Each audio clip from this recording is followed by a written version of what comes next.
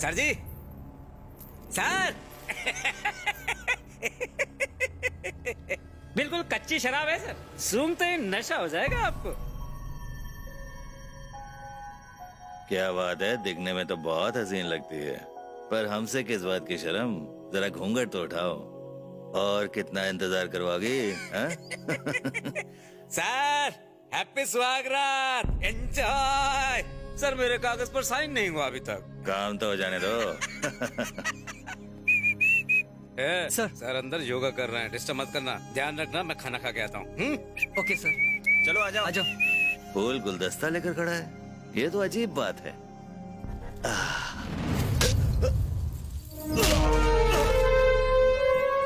चंडी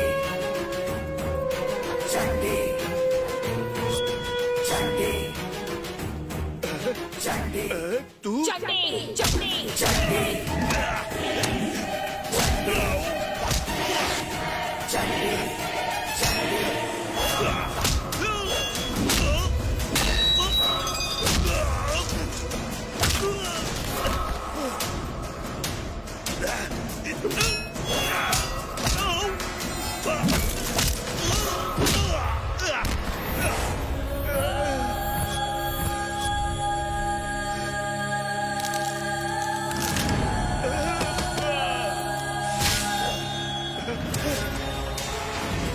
तूने जिस तरह से गांव वालों को धोखा दिया है, उनकी जमीनें छीनी, उनकी जानें ली, मैं उसका बदला लेने आई हूँ।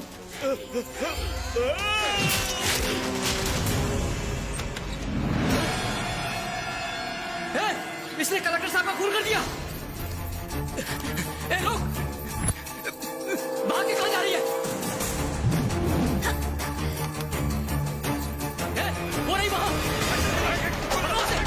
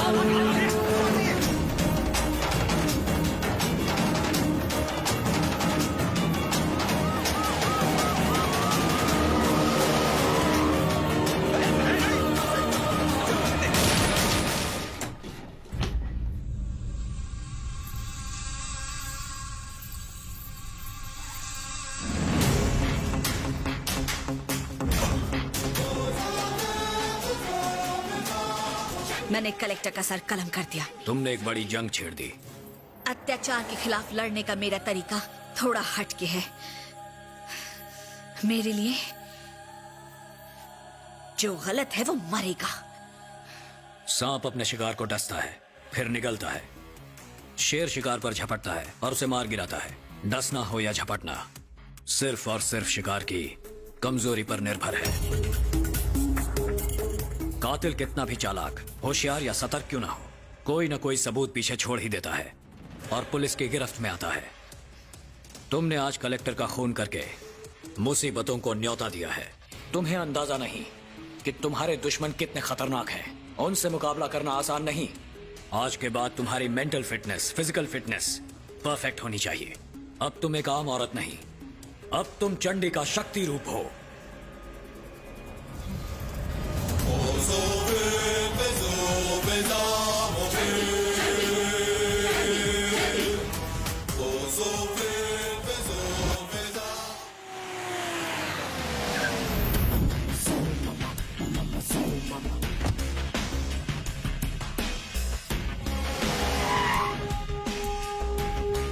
Good morning sir. Good morning, बैठो। सर, ये कलेक्टर साहब के मर्डर केस की फाइल है। इस केस का कोई गवाह है? आई विटनेस को लेकर आओ। Okay sir.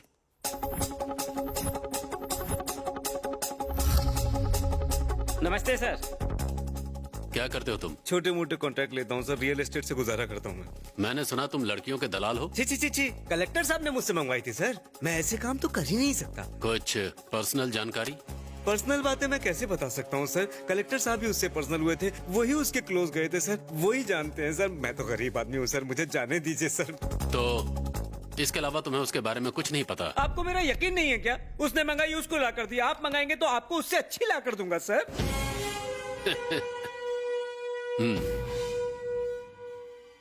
छोड़ दीजिए सर, आपको कलेक्टर की कसम। दिखती कैसी सर, दिखने में काली नागिन जैसी थी, लेकिन सच कहूँ तो उसको देखकर किसी की भी नीयत खराब हो सकती थी सर, आपकी भी। सर, उसके दांत बिल्कुल एंजेलिना जोली जैसे थे, उसका फिगर बहुत सुंदर था सर। मेरे एक बीबी, एक बेटी और एक आने वाला है सर। मुझे छोड़ दीजिए सर, मुझसे गलती हो गई सर, मुझे माफ चुप कर, रिवर्स। बच गया। ओवर एक्टिंग बंद कर। पीछे।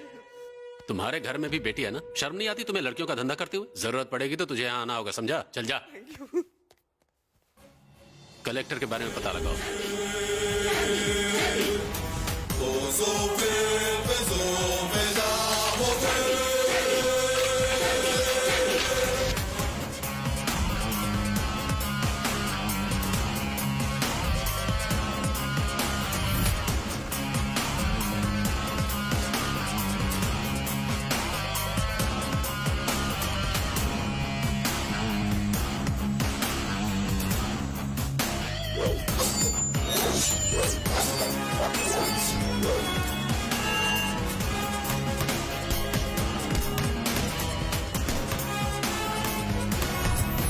Good morning ma'am. Good morning. Good morning sir. Good morning. Breakfast तैयार है? रेडी है सर, अभी लाया।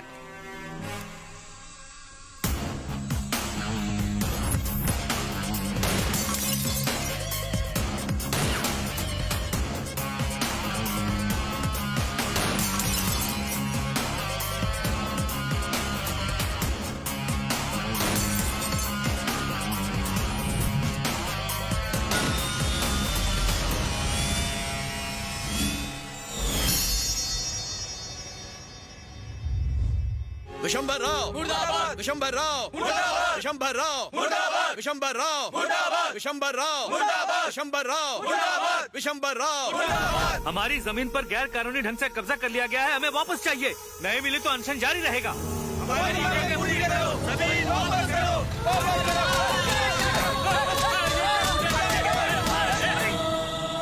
ये सब कैसे हुआ? विशंभर राव ने जबरदस्ती हमारी जमीन पर कब्जा कर लिया और जब हम अनशन पर बैठे तो उसने हमें गुंडों से पिटवाया। अब हम गरीबों को न्याय सिर्फ सीएम साहब दिलवा सकते हैं। सीएम साहब थोड़े बिजी हैं, मैं उन्हें अभी सारी दास्तान बता के आता हूँ। क्या हुआ? बाहर ये हंगामा कैसा है? आपसे कुछ लोग मिलने आए हैं। किस बारे में? विशंबर राव ने उनकी जमीन पर जबरदस्ती अपना कब्जा कर लिया है सर।